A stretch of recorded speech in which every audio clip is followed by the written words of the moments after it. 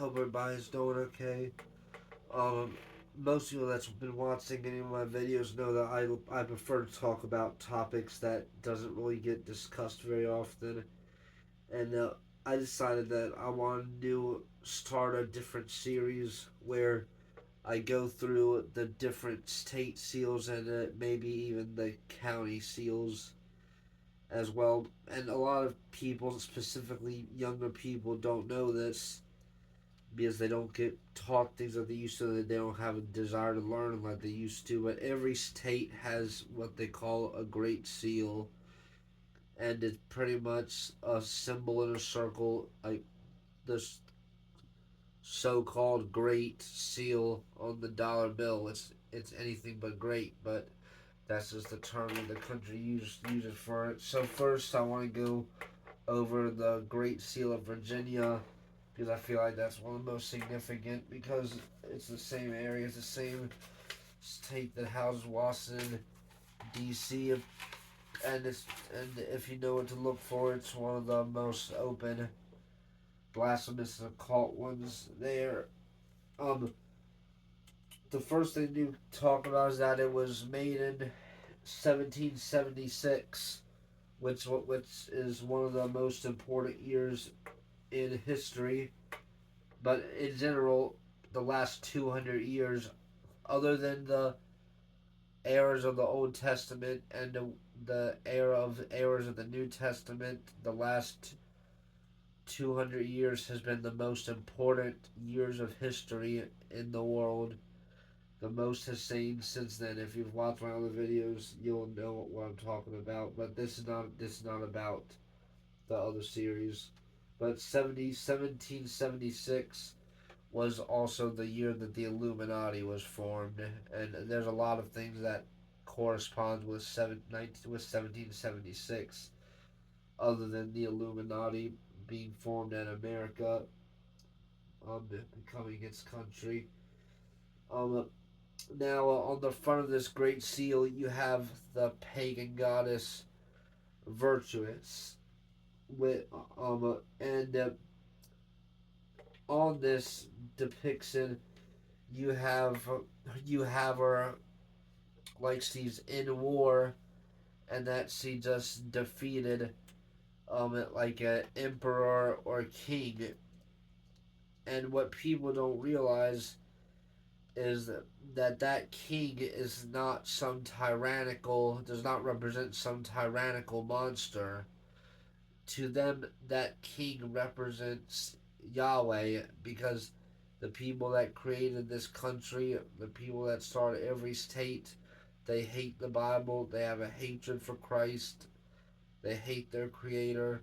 So they make, they always um uh, make God look like an evil dictator because it goes against their do what thou wilt philosophy.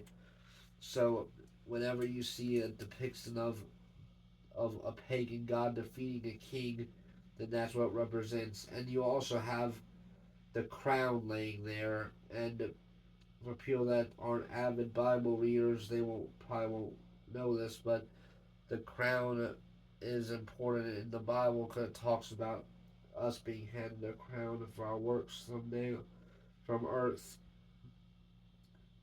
And on the back, on the front, you see you see um you see sexempetarentis, which means thus always to tyrants, and by the tyrant they obviously mean God, unfortunately. And now on the back, you see the pagan goddess Libertas, which is one of the inspirations for the Statue of Liberty, and of course there's a wand, and of yeah the pagan Pyrenean cap.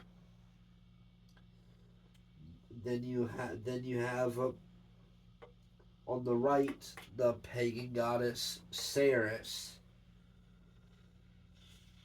which is considered the goddess of agriculture, and she's holding the cornucopia, which represents um, prosperity, wealth, money, good fortune, because that's what the country has just been obsessed with since it began.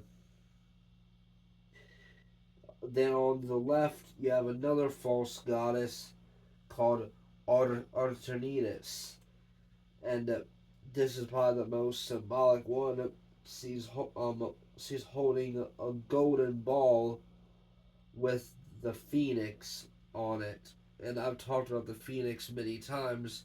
The country is very obsessed with it, and I would say because the Illuminati was associated with Freemasonry, which was associated with Rosicrucianism, which used the phoenix, and then Freemasonry adopted the phoenix, then the Illuminati adopted the phoenix, and that's why we still use it, because all these societies have blended together, and a lot of them use similar symbolism.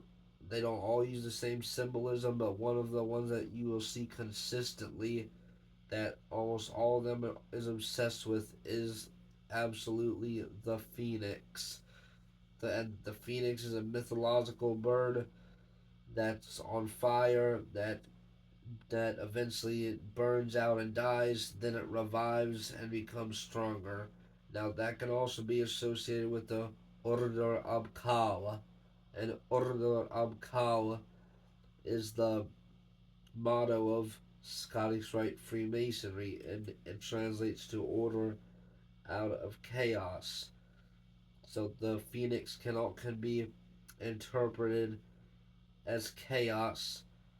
Then um, through the ashes of all the sacrifices and all the destruction of the world, they rise up and make it better through the sacrifices. And this is part of the Hegelian dialectic, which is the um, which is to cause which is to start a problem, then provide the answer, and then you help the people and masquerade it like the problem started out of nothing.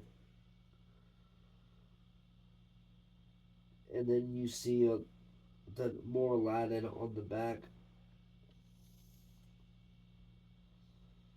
You see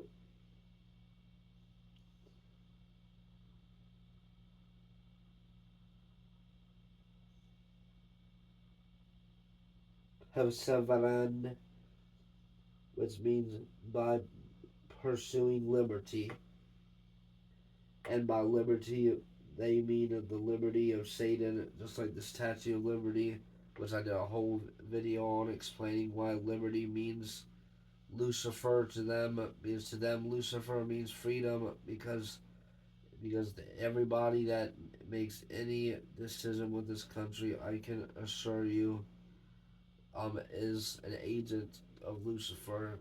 Now, also, if anybody has a request for a specific seal that they want decoded, I'll certainly do it. Just comment and ask, or if you want any way to personally contact me, ask in the comments, and I can make a way for that to happen. Have a good rest of the day.